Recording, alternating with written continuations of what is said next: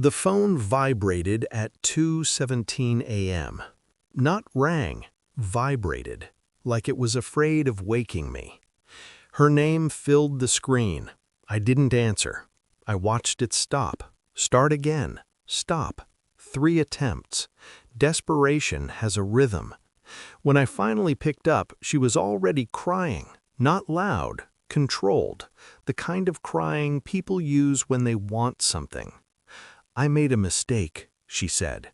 I stared at the ceiling, counting cracks I'd memorized years ago. I let the silence stretch until it hurt her more than it did me. "He wasn't who he pretended to be," she continued. "He treated me like trash." There it was, the rewrite. I pictured him without trying, leather, noise, the kind of man she said made her feel seen, the kind she said I wasn't. "I'm not okay," she whispered. "I need therapy. I can't afford it. I just need help to heal." Heal. The word hung between us like a bad joke. I closed my eyes, not from pain, but from focus. This wasn't a call for forgiveness. It was a transaction. I told her I knew a great specialist. Her breathing changed instantly. Hope is easy to manufacture. She arrived the next morning with a suitcase and a story she'd practiced. Same perfume, different confidence. It had been stripped down to the bone.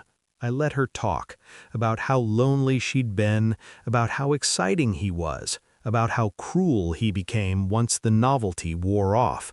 She never said cheated, she never said left. People avoid words that carry weight.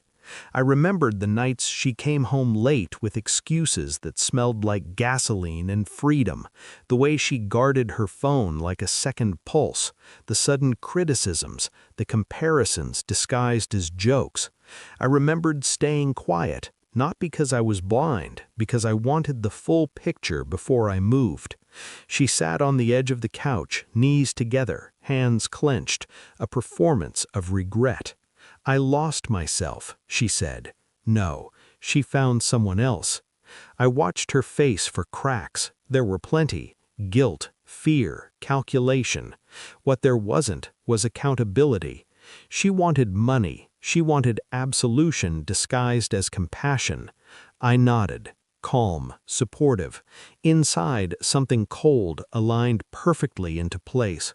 While she slept in the guest room, I replayed months like security footage, the unexplained charges, the rides she didn't need, the helmet she said belonged to a friend.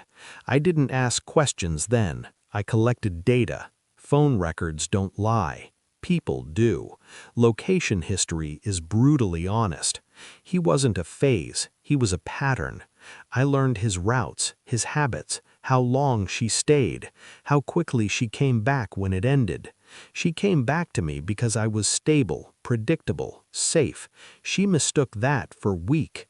At breakfast, I was gentle, measured. I offered coffee, listened, asked nothing. Power doesn't rush. She talked about therapy again, about trauma, about rebuilding trust. Trust. I agreed, said I'd take care of it. Her shoulders relaxed. That was the moment I knew she thought she'd won. We drove in silence. She thought it was contemplation. It was restraint. Halfway there, she asked, "You're not mad, right?" I glanced at her, just long enough. "I already processed it," I said. That confused her. People expect anger, tears, bargaining. Clarity scares them. When I turned onto her childhood street, she frowned, recognition dawning too late. "This isn't—" I parked, got out, opened the trunk. Her suitcase came first, then the smaller bag. I placed them gently on the lawn like evidence. "What are you doing?" she asked, voice breaking. I looked at her, really looked. "You said you needed treatment," I said calmly. "They treat patients for free here." Her mouth opened, closed. Panic replaced performance. The front door creaked. Her father stepped outside, eyes squinting, scanning the scene like a puzzle missing instructions. She grabbed my arm, not hard, desperate. "You can't do this." I removed her hand, slowly, deliberately. I already did. Her father called her name, confusion heavy in his voice.